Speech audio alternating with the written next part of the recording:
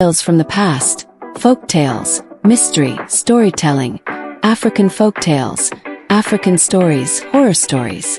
Welcome to Ideka Stóries. A cursed vulture arrived at Mr. Ojenka's house and made just one demand.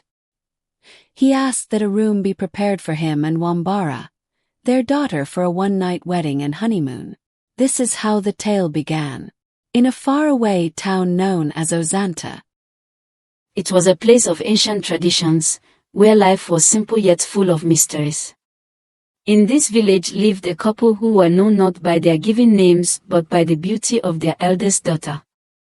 They were called Mama Wambara and Papa Wambara, though their true names were Mr. Ojenka and Mrs. Urugo Ojenka. But no one really called them that anymore, for their daughter Wambara was the talk of the village. Wambara's beauty was beyond compare. Her skin was fairer than the fairest day, her figure tall and shapely like the tallest palm, and she had a smile that revealed a set of perfectly gapped teeth that only added to her allure. Her eyebrows and eyelids were like the brush strokes of a master artist. But Wambara's beauty, like a double-edged sword, cut through her humility. She became vain, intoxicated by the praises that followed her wherever she went. Now, Wambara had a younger sister, whose name has been long forgotten, for she was simply known as the crippled one. Though she too was beautiful, her disability hid her from the world's admiration. She spent her days in the shadows of the kitchen, her hands covered in the soot and ash from the fires she tended. Her duties were endless, watching over the meats and fish preserved over the fire, guarding the eggs in the chicken pen, and keeping a vigilant eye on the home when her parents were away. The crippled one lived in silence, her beauty unseen, her voice unheard. Life in Ozanta was not without danger.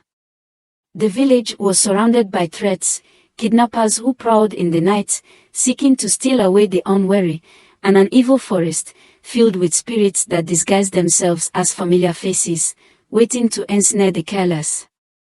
The villagers lived in constant vigilance, their children kept close and their doors locked tight.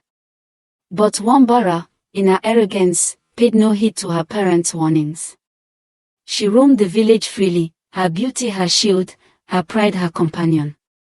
There was a day in Ozanta known as Ik Market Day, a day when the villagers dared not enter the nearby bush, for it was said to be a time when the spirits were most active. But Wambara, headstrong as she was, found these tales amusing. Ik Market Day was her favorite day to venture into the forbidden bush, searching for palm kernels and bush berries, flaunting her defiance like a crown. On one fateful Ik day, Wambara moved into the bush as usual in search of palm kernel and bush berries. As she was moving, she found 4 osoku fresh and red palm nuts under the usury tree. Osoku palm nut is a species of palm nut that have rich fiber with little or no kernel. It is known for its rich juice and sweetness. She looked around to see if there is a palm tree inside the nuts fell from, but she saw only an usury tree. Knowing it was odd, she shuddered but went on to pick the 4 osoku palm nuts. Afterwards, she went home. Back at home, Wambara she found the crippled one tending to the fire as usual. She ignored her crippled sister, who sat by the fire as always, tending to her chores.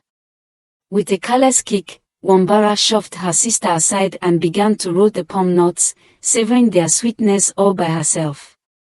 She roasted the palm nuts with a smug smile, the memory of the 2 she had already eaten in the bush still fresh on her tongue. The sweetness had been so intense, so satisfying, that she couldn't wait to taste the rest. As the palm nuts roasted, the aroma filled the air, and Wambara devoured them greedily, not offering a single one to her sister. She even chewed and swallowed the chaff, the sweetness too much to waste. But as the last nut slid down her throat, something changed. Not long after, a dark shadow passed over Wambara's home. The air grew thick with a foul odor, so repugnant that Wambara instinctively fled to the inner rooms of the house, leaving her crippled sister alone by the fire.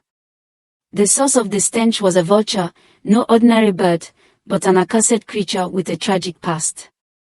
So, in no time the accursed vulture landed in the house of Wambara. The air grew thick with a foul odor, so repugnant that Wambara instinctively fled to the inner rooms of the house, leaving her crippled sister alone by the fire. The source of the stench was a vulture, no ordinary bird, but an accursed creature with a tragic past. Wambara perceived its sticking odor and ran to hide in the inner house. The accursed vulture used to be a human. He was a young man who was turned into a vulture by the deity he was serving under his master. He was serving a chief priest of a dreaded deity who knew no mercy when anyone erred. So, the young apprentice stole from the deity, and his master also ate from the stolen items, unknowingly. The deity revolted. He made the chief priest to become blind but turned the young servant into a stinking-smelling vulture. Not only about his smell, his feces are a removable dark glue. Anywhere it touched, it can't be washed or scrapped. For this reason, the family of the accursed human vulture drove him away from the house to go live in the forest because he had messed up their house enough.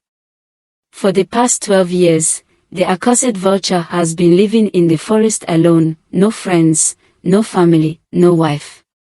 Who will want to come close to a stinking and ugly creature? So, this is the reason Wambara hid on hearing the voice and perceiving the odor of the vulture. After all, the crippled is there, she would answer him and attend to him, she said. The moment the vulture landed, the crippled began to tell him what she has been going through in her father's house because she is a cripple, she was neglected and maltreated by her own sister. The vulture consoled and told her that everything that happens to us is according to destiny. He told her to keep enduring, that she is better than others. He cited example using himself and saying, "What about me that has lived in the forest for the past 12 years without friends and family or anyone? Everybody runs away from me. But thank God, I have finally found a wife to marry." The crippled shook vehemently when she heard the accursed vulture mentioned about a wife, for she knew no one would agree to marry him. She even said in her heart that she better grow old and die behind the fire than getting married to the accursed vulture. And when the vulture noticed that the crippled wasn't comfortable when he mentioned marriage and wife, he quickly diverted the topic. He asked when their parents would be returning. She told him, and he flew away back to the bush. The vulture returned again and announced that the 4 osokupom nuts eaten by Wambara was his, that he went into the evil forest to pick them. His final request was that he wanted to get married to Wambara just for one night. Mama Wambara wept, fell on the ground, the villagers gathered, they all joined to beg the vulture, but he refused, and even refused the money offer. Before this, many suitors had come for Wambara but rejected them. Not only rejecting them, she insulted them all. Some, she tricked and collected their gifts and drove them away. On the night of the cursed wedding, Wambara's parents devised a desperate plan. They dressed the crippled sister in Wambara's finest clothes, hoping to trick the vulture. They hid Wambara in the kitchen, positioning her by the fire where the crippled sister usually sat. But when the vulture arrived and saw through their ruse, he screamed in fury. That he has been tricked, that his wife is sitting by the fire. They had no option, the deed has been done. So they did as the vulture demanded. They decorated and set a room in their house with food served. The room will be used for their one-night honeymoon. Just one night, that was all the accursed vulture wanted from Wambara. Wambara was in a locked room with a vulture for a one-night honeymoon. Wambara cried until her voice was no longer heard. The villagers and Wambara's parents waited anxiously through the night, but when morning came, what they found was a sight too terrible to bear. Wambara was alive, but her beauty was gone. Early in the morning, the vulture opened the door and hurriedly flew away back to the bush. This time, no one was hearing the voice of Wambara. Her parents, who kept awake, rushed in the room and found their daughter lying on the bed. She was alive. In fact, she was still crying, but no one could hear her because the vulture poo filled her mouth and glued her tongue. Her body and hairs are full of poos. Where will they start? They cut her hairs to the skin. But what about her body? What about the black glued poos on her face? Wambara has become as the accursed vulture because they now have similar smell with black gummy poos all over her once shining and adorable skin. And that, dear listeners, is the story of Wambara, a tale as old as time, whispered through the generations to remind us that pride comes before the fall. Wambara, the proud and beautiful girl, had become like the accursed vulture she had so feared.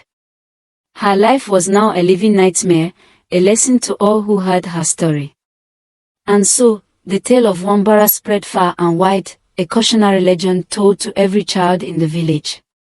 It was a stark reminder that pride and disobedience could lead to a fate worse than death, a fate that could not be escaped, only endured.